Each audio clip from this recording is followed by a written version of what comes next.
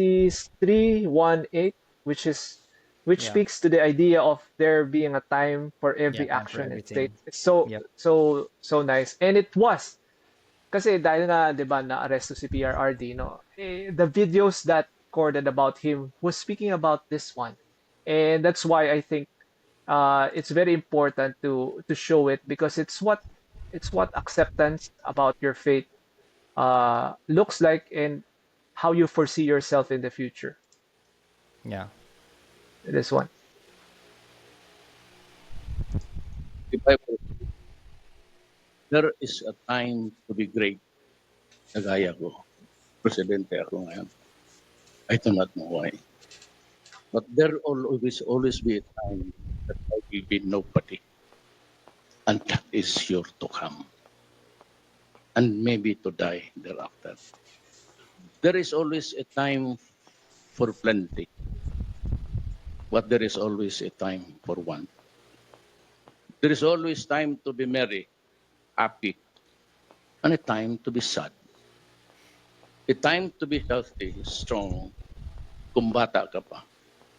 But as sure as the sun will rise in the east, we will get old and get weak and sick. There's a time to feast, but there's time to want.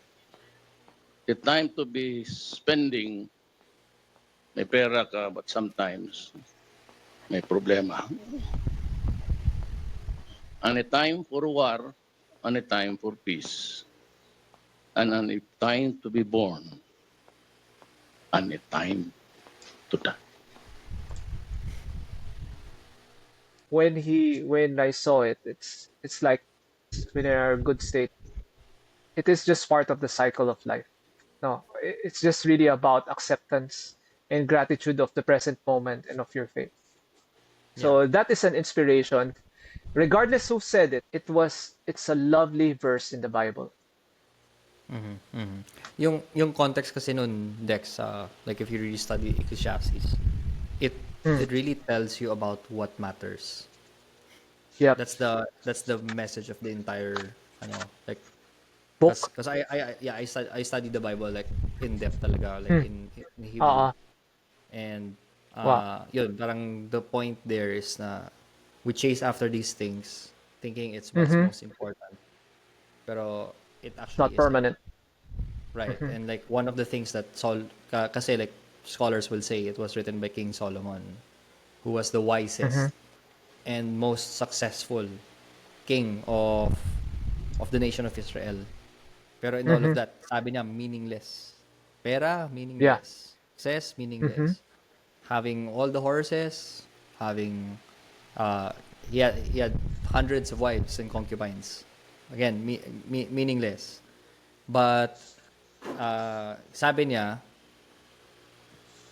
it all boils down to like essentially what he gets at the end.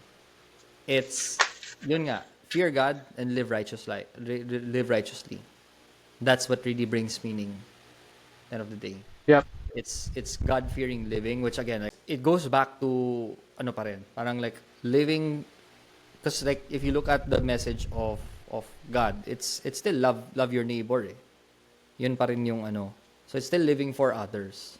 So when you say like fear God, yung pinaka-context talaga nun is do what God wants you to do, or do what the Bible commands you, and the greatest commandment is love the Lord your God by living a life that's like ruled by like righteousness, ethics, and all of that, and then also loving your neighbor and doing what's good for the people around you.